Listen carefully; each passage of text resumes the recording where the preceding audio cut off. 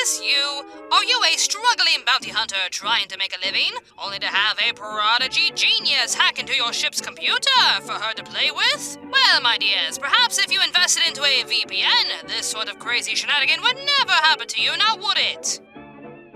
I mean, I know it's dead, and she can crack into anything, but, getting a VPN can't really hurt now, can it? This video has been sponsored by NordVPN, an amazing virtual private network service that can unlock all sorts of content with just a simple click. Watching anime can be difficult with region locking blocking you from watching certain shows, but as long as you have NordVPN, all you really have to do is click on another country, and voila! Region locking is a thing of the past. With over 5,200 servers in 59 countries, you're safe to explore all sorts of streaming services from all around the world. And thanks to Nordlings, you won't have to worry about lagging or bandwidth issues whatsoever. And I know I keep repeating myself with these types of ads, but I have been using NordVPN for many years, and I haven't had any issues or complaints at all. If you're interested, just go to nordvpn.com/AnimeAmerica and use the code AnimeAmerica to get a 2-year plan plus 4 additional months with a huge discount. It's risk-free with Nord's 30-day money-back guarantee, and again, it's a wonderful service that I personally love to use. So again, just go to nordvpn.com/AnimeAmerica and use the code AnimeAmerica today.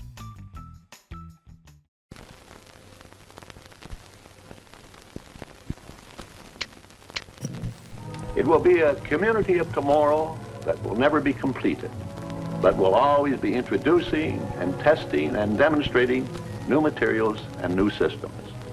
And they will continue in the future as they have in the past.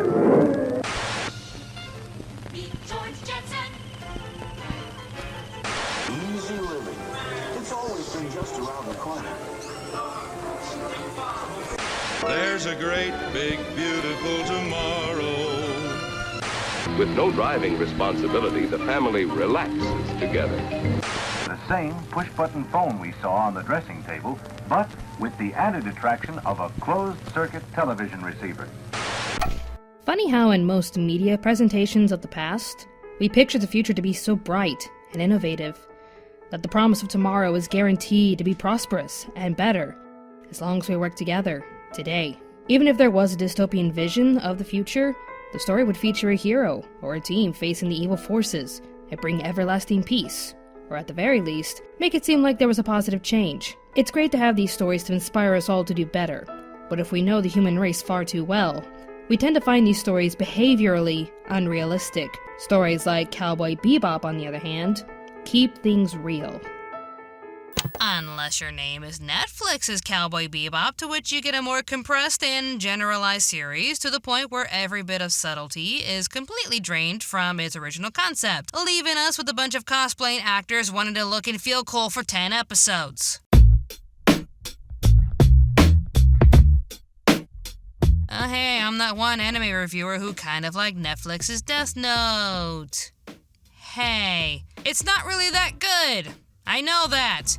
But I can at least appreciate what they were trying to do. They took the original concept of Death Note and placed it in a more emotional setting with a vulnerable teenager rather than a high school prodigy. Plus it has Willem Dafoe as Ryuk, and that's a win in anyone's book, I'm just saying. I try to be fair with live action adaptations, as I understand why changes have to be made for a more compressed presentation while also making the story more appealing to a general audience, aka regular people who don't really watch anime.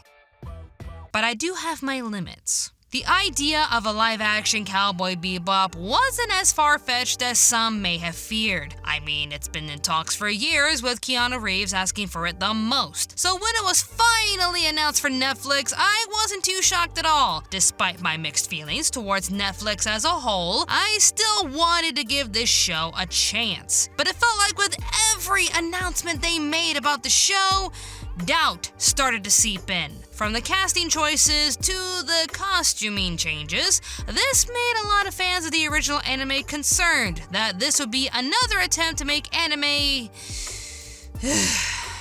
woke.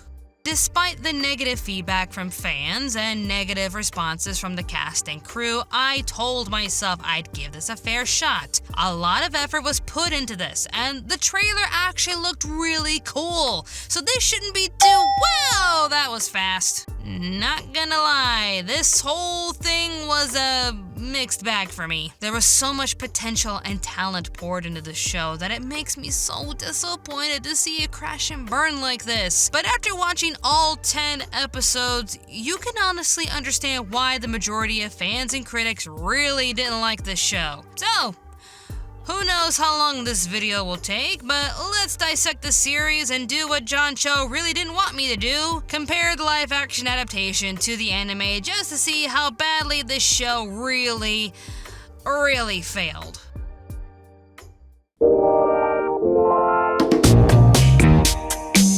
Okay, let's just start things positively. No need to be a negative Nancy too soon here. Let's point out a few good things that this show had. First off, the editing was actually really stylized and animated to match the same energy from the original show. Timing this with Yoko Kanno's music is spectacular, honestly. So if you're looking for some good eye candy, you're bound to find a few shots and directions here that are done really well. Seriously, this shot here of Spike just hanging from the roof over an explicit billboard while smoking a cigarette, it just gets me every time, like, yep, Spike would honestly do that. On another note, some of the actors pulled off these characters really well. John Cho as Spike is honestly not too bad of a choice, as he pulled off the laid-back yet lost persona that was Spike Spiegel. Mustafa Shakir as Jet was honestly the best casting choice, as I believe he naturally became the character through his mannerisms and voice. Of course, I got a kick out of Josh Randall's performance as Pierre LeFou, and I adored the change they made with Whitney, beautifully done by Christine Dunford. And also, I think that's it. Now let's get on with the rest. The thing that made the original Cowboy Bebop an incredible masterpiece was with its subtle yet powerful storytelling. To put this series in a nutshell, it showcases how things could literally not change in the future despite how advanced human civilization could be. We could be traveling through space and living on different planets, but there'd still be crime, corruption, and greed ruining people's lives for the benefit of others. Each story puts our characters in these different scenarios that can either be wacky and insane or depressing and harsh, which only adds to the world building and narrative of Cowboy Bebop. I honestly didn't get the same vibe with the live action version, mainly because of its poor writing. All I really got for the most part was an insane amount of quirky writing, a lot of action and space shots because those are super cool, and drop whatever you're doing because 8 out of 10 episodes are all about Spike, Vicious, and Julia. Nothing else matters. Oh yeah, and Jet was kicked out of the force because he was framed, and Faye is searching for the person who stole her identikit and assets. But let's focus everything on Spike, Vicious, and Julia, because that is all anyone ever talks about in this anime. Except there's a great reason why everyone talks about Spike, Vicious, and Julia positively. Spike's story was a mystery that kept unraveling throughout the show. Who is Spike? Who is he looking for? Why is his former best friend trying to kill him? What's going on here? Where is Julia? Is she even still alive? What will he do if he finds her? And we kept watching more to find the answers to these questions, while also enjoying every other episode. Yes, we get to see a few callbacks to the original anime, like with Asimov and Katarina, the eco-terrorists, and Pierre LeFou, but we keep awkwardly cutting back to Vicious and Julia just to see what's going on in their own little world. Hey, how's it going? You, got a little gun pointed at her head? Well, Syndicate's making you do it? Okay. Well, it looks like you two had this whole thing under control, so I'm just gonna leave. Bye! No subtlety, no mystery. Here's your answer as plain as day. So this show is basically grade school drama with lots of action and quirky characters who love dropping F-bombs here and there and everywhere. This ultimately affects the overall narrative, as all these changes to the story and characters water down any political commentary Shinichiro Watanabe added to the story. But in order to address each of these changes, we might as well talk about these characters.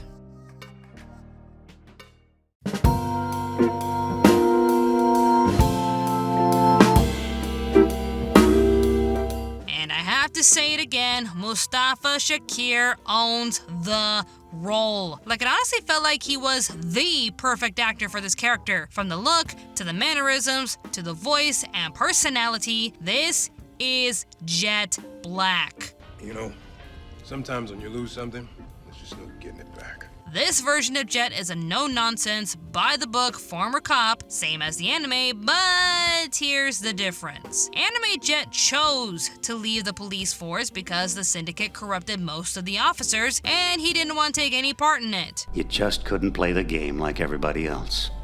But people who go against the syndicate lose, Jet. They lose big. He would rather be a struggling bounty hunter, putting his skills and expertise towards stopping criminals over being another corrupt cop, giving up any sense of moral integrity he has. Netflix's Jet, on the other hand, never had the choice to give up his position because he was framed for being a corrupt cop, which led to him being kicked from the force. It also needs to be noted that there was only one corrupt officer in the series. Every other cop were either jerks who don't like paying bounty hunters for doing their job, or a total complete bro who's sleeping with Jet's ex-wife and being his daughter's father figure, but he's totally got your back, bro, when you're down on your luck. Isn't he just the nicest cop ever? As far as this show is telling us, it was just Jet's old partner that ended up being the one corrupt cop. I'm sorry, but doesn't this change damage the underlying message the original show had? That despite living in a more technologically advanced civilization, cops could still be bought out and corrupted, which is supposed to highlight Jet's moral integrity. Netflix's Jet, however, is just an unlucky fighter of justice who lost his job, lost his wife, and struggles to be a positive father figure to his only daughter. The cops, for the most part, are just doing their job, so the narrative of having a corruptible justice system, even in the future, gets watered down for reasons? I'm still mixed about these changes because the original Jet chose to leave everything in order to do what he felt was right. Netflix's Jet did everything by the book, but lost everything because of one corrupt cop. But he still wants to do what's right by fighting crime as a bounty hunter and doing his best for his little girl. The Netflix version has a more sympathetic story which is more appealing to the Western audience. I get it. But I still don't understand why they watered down the corrupt justice system. I am also convinced that they gave him a daughter just so Vicious would have someone else connected to the Bebop gang to be kidnapped, rather than, you know, the other character who was the original target, but they obviously can't have her be the victim, now can they? Speaking of which...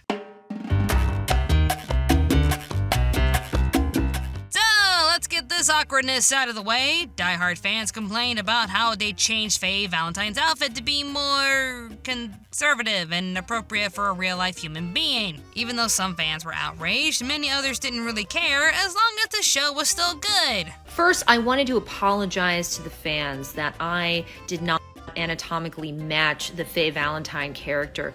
6 foot, double D size breast, 2-inch waist. You know, they looked everywhere for that woman and they couldn't find her. It's kind of weird. Anyway, like I was saying, that original costume, they made a couple of them, but like I said, they got sort of slurped up in my various crevices, never to be retrieved again.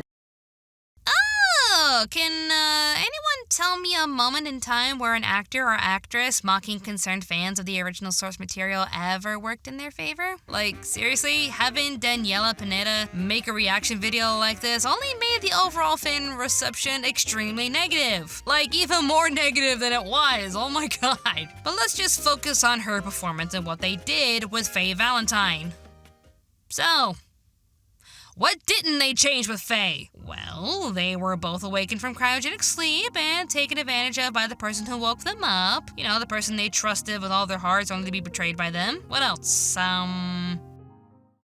Their name's Faye. Anime Faye woke up and was left with a huge amount of debt. So she was on the run and trying everything she could to get rich quick and pay off her debt. She learned how to cheat and gamble while using her feminine wiles and charm to get what she wanted. She was literally a femme fatale gunslinger with a silver tongue towards her targets, but had a bit of an attitude towards people she actually knew. Nothing too rude, but still had an attitude. Netflix's Faye... Everyone knows your dad.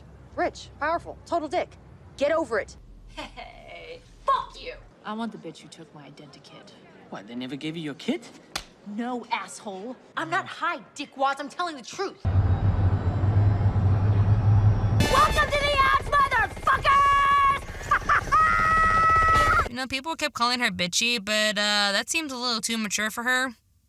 I'm just gonna say she's bratty. Like, seriously, I honestly didn't know how she got anywhere in this galaxy with how she behaves and acts towards people. It may feel empowering to be a strong, independent woman who can kick ass and swear like a sailor, but you can only take that attitude so far when you're trying to survive and get what you want. The direction Daniela Pineda was given made Faye come off too unlikable. She's rude, obnoxious, bratty, and so annoying that it makes me wonder how the hell she survived for this long on her own. Not only that, but she too is a bounty hunter who knows hand-to-hand combat. Anime Faye got things done with her charm, words, and guns, baby, to which she takes those skills towards being a bounty hunter soon after meeting Spike and Jet. This Faye, if we're being real and honest here, is just a female Spike. For some reason, Faye wasn't allowed to be Faye. She had to be a tough bounty hunter, just like Spike. How is this change better, though? You turned her from a charming, gambling gunslinger into a foul-mouthed copy of the main character. And that, honestly, just feels so wrong. Not only that, but another huge part of the original character, which contributes to another aspect within the anime social commentary, was absent in this version. Faye's goal in the anime was to pay off her debt that was unfairly forced upon her, which ultimately contributes to the show's world building. In the future, crime is everywhere, cops are corrupt, and healthcare is unaffordable to the struggling lower class. But what's this version's Faye's goal? Wendy has my identikit. The stuff inside it should tell me who I am. So, blackmail. She wants her identikit in order to figure out who she is and where her family is. I'll give credit where credit is due and say this. Turning Whitney, the con artist who woke her from her cryosleep, into a mother figure was one of the few changes I absolutely loved. Waking up to a mother figure who loves you and nurtures you, only for her to steal everything you have, is a nice change, and I loved it. But to sum up Faye's goal, she's a bounty hunter so she can raise enough money to hunt down Whitney, find her identikit, and find her family. Does she have a debt? No, not that I'm aware of. So the whole connection between her and the world-building commentary on how fucked up the healthcare system is completely gone. Are we not seeing the problem here? Well, I guess social commentary on an unfair healthcare system wasn't the writer's main priority, but hey, at least they got the less sexualized Faye Valentine they desperately wanted. The fuck? Oh my god, do you knock? What I can't tell is real is whether or not I'm into butts or boobs. You know what you need? Less noise? The big nature's cure. Speak from experience, recent experience. And the experts agree. You serious?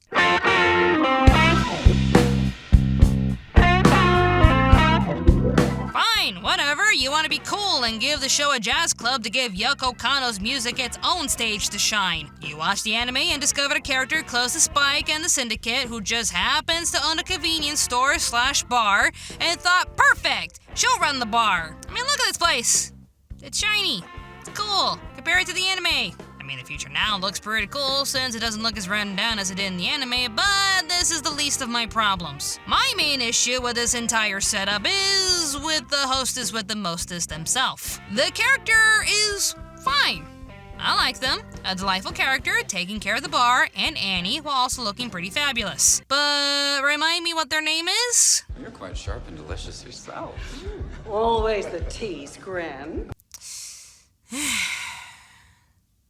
So, where do I begin? First of all, Annie and Gren never knew each other. One's a store and bar owner on Mars, the other is a war veteran hiding away on Jupiter. If the writers want to put them together, fine, whatever. But you cannot tell me this is Gren. Anime Gren was in the war and fought alongside Vicious, only to be thrown under the bus by him in court and experimented on. Like with Jet and Faye, his story only adds adds to Cowboy Bebop's social commentary and world building. Cops are corrupt, healthcare screws over the lower class, and the government/military feel entitled to experiment on war prisoners, whether they're innocent or guilty. That chest that he grows in the anime is a result of torture and experimentation. That was not a personal choice. But instead of showcasing the cruelties of war and the entitlement government figures possess in regards to how they see veterans, lower class civilians, and prisoners, they'd rather toss that commentary out the window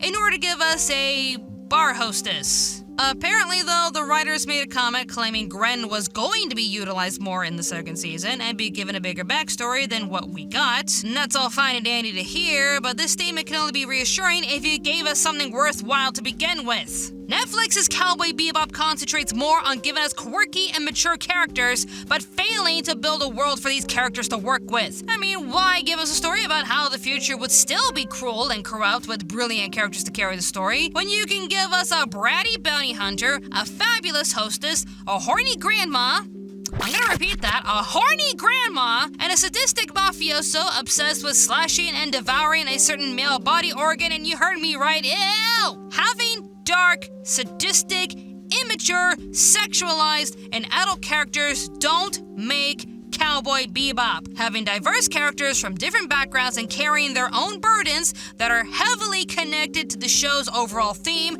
makes Cowboy Bebop. But I can go on and on and on about how the anime had more adult themes and mature characters than whatever the hell they were trying to do over Netflix. But so far, I haven't even covered the main factors that ruined this show for me. Spike! Spike Spiegel!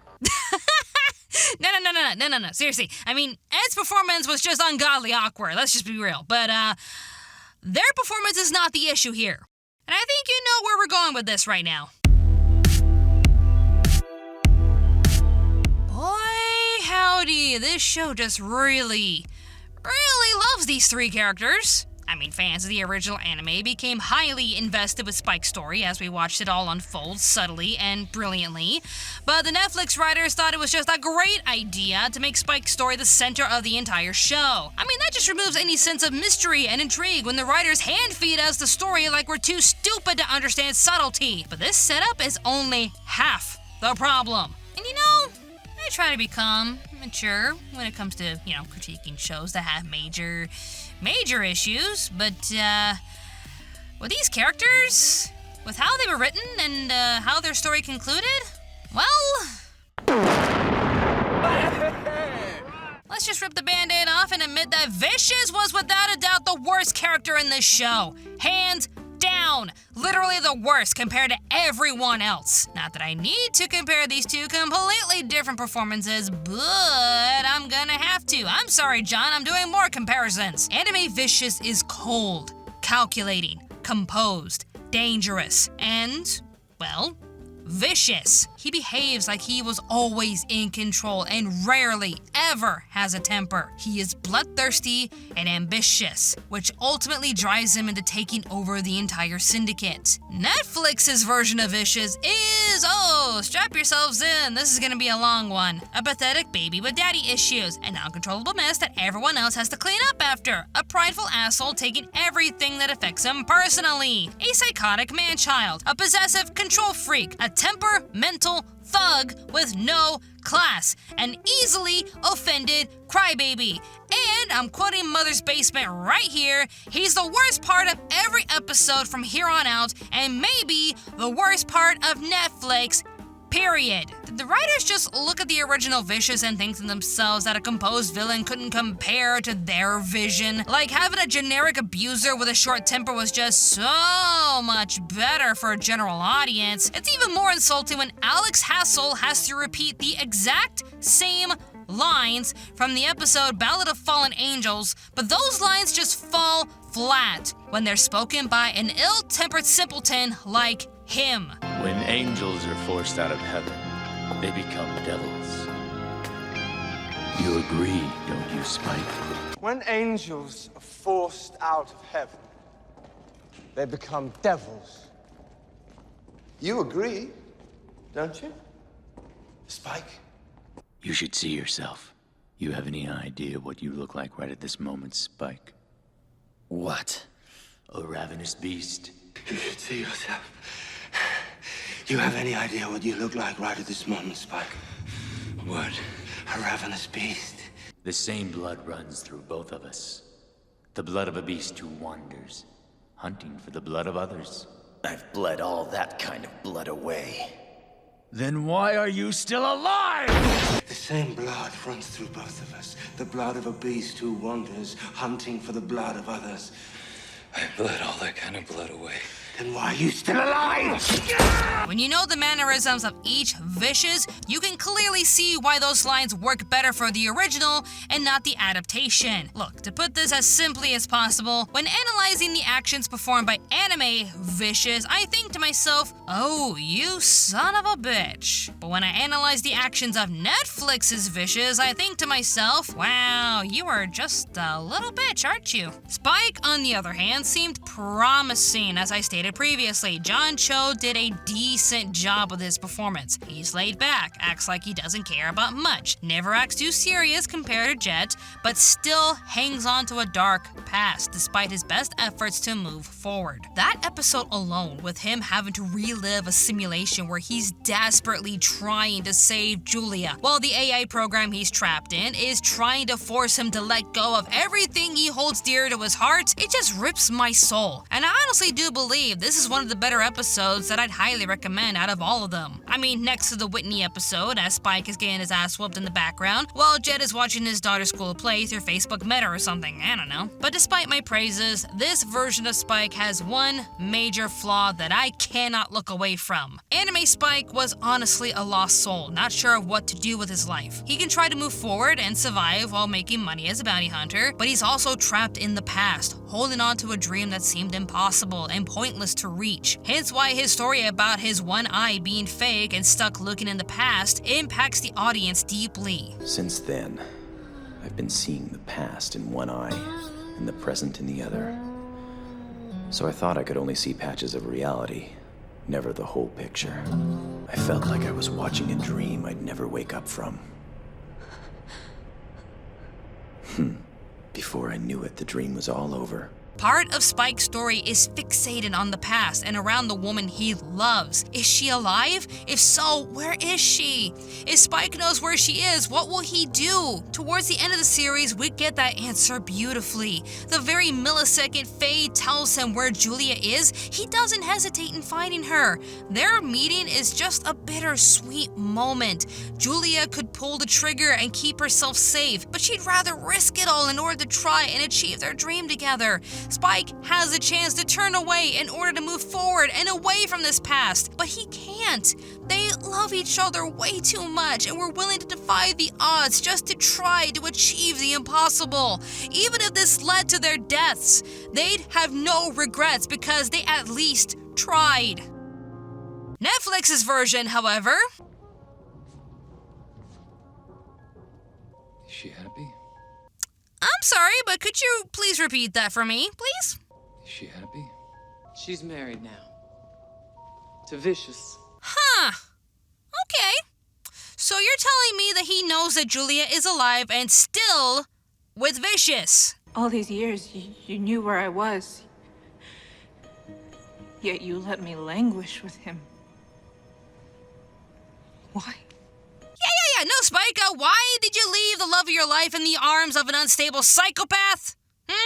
Tell me? Because I told him. You chose me.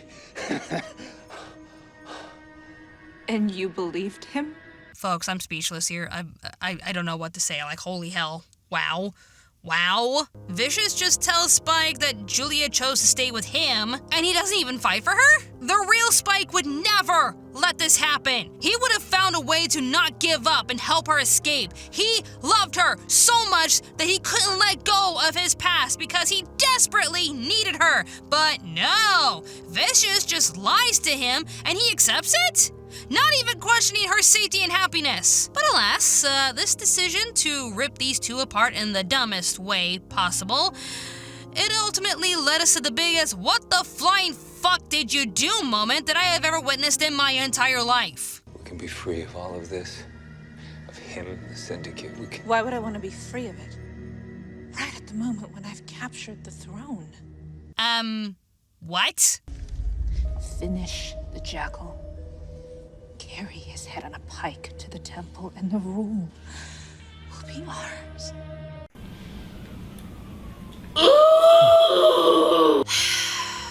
Okay. So, anime Julia... No. Do I even need to make a comparison here? I mean, you should know how messed up this is. With everything she went through and how scared she was throughout the entire adaptation, you mean to tell me that she just decides to not only rip the Syndicate away from Vicious, but to also become the new head of it? Okay, fine, whatever. Here's your comparison. Anime Julia falls in love with Spike. Vicious finds out and has the balls to make her either kill Spike herself or make him kill both of them. She said, fuck this, I'm out, while going into hiding in order to protect Spike. The thing that made her a strong character was her willingness to give up everything and denying an easy way out of this messed up situation by choosing to run away, hoping that somehow she can escape this madness with the one that she loves. This Julia, I'll admit, she almost had me. If anything, it gave an interesting idea of what would happen if she wasn't able to run away, while also trying to figure out how to get out by herself. But despite the fear,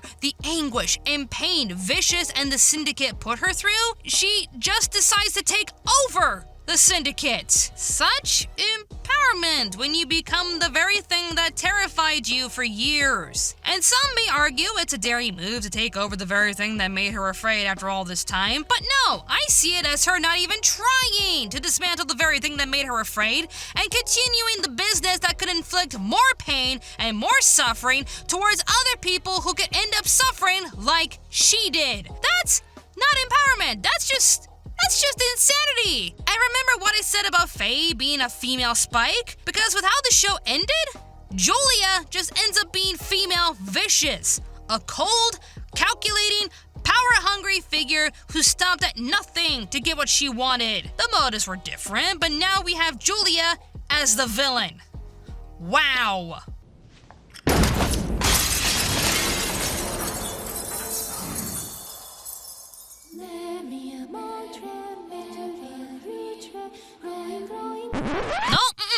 No, you do not deserve that moment. You do not deserve that song. You know what? Let me just fix it for you right here.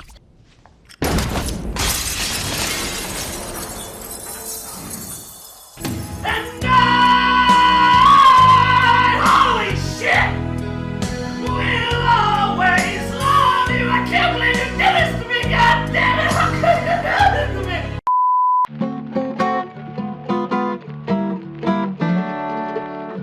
At the very end, the Bebop gang split up. Faye found her identikit, so she's off to find her family. Jet feels betrayed, knowing Spike lied to him after all this time and put his daughter's life in jeopardy, so he vows to kill him if they ever see each other again. Julia's keeping Vicious alive to keep control of the Syndicate while keeping him as her prisoner, and we end the show with Spike. He has no friends, no home, and the love of his life tried to kill him. Can you honestly look at this whole season and tell me, is there anything worthwhile to keep us watching? Is there anything Spike has that'll push him to keep living and move forward? Spike! Spike Spiegel! Well, not anymore at this point. Bye! So when the writers claimed that Season 2 was going to be more impactful for each of the characters and surprise all of us, I honestly don't see why I should keep watching considering everything I've just witnessed. Spike has lost everything. Faye has no reason to return to the Bebop gang. Jet has every right to hate Spike, and Julia has proven herself to be more vicious than Vicious himself could ever be by ripping out Spike's heart and trampling over their dreams. I honestly have no words to describe how disappointed I am. I have no idea what the writers were aiming for, but this is not Cowboy Bebop. It may look and sound like Bebop, but this is not Bebop. The characters are a mess. The dialogue is middle school grades of edgy, and the world building is non-existent. All I see in Netflix's Cowboy Bebop are a bunch of immature Hollywood elites wanting to be just as impactful and stunning as the anime was, while missing the entire point completely. Cowboy Bebop is lightning in a bottle. With how detailed the world is, how diverse yet understandable the characters were, and with how relatable their stories were, there's a reason why fans still praise that anime as the greatest show of all time. This adaptation, I'm speechless. I just have no more words for it. Netflix's Cowboy Bebop. It didn't end with a bang, and it frankly didn't deserve to. So, who here actually watched all 10 episodes? If you did, tell me if you liked it or not, while also telling me if you actually watched the original show. Surprisingly, when news about the Season 2 cancellation started to spread, I actually had a few friends who were genuinely disappointed to see it canceled. Granted, I also saw a lot of comments blaming fans for the cancellation because they see us as unsatisfied nerds who whine about everything, but yeah, I'm pretty sure non-anime critics didn't really like this either, so I don't know what to tell you guys. Tell me how you feel, though, about this while keeping things relatively calm in the comment section. Before we end this, I want to give a huge thank you to my Patreon supporters. As always, you all have given me so much in order to keep this channel alive, and I honestly can't thank you all enough. And of course, thank you to everyone who watched this video. More awesome videos will be on the way, so stay tuned to Anime America.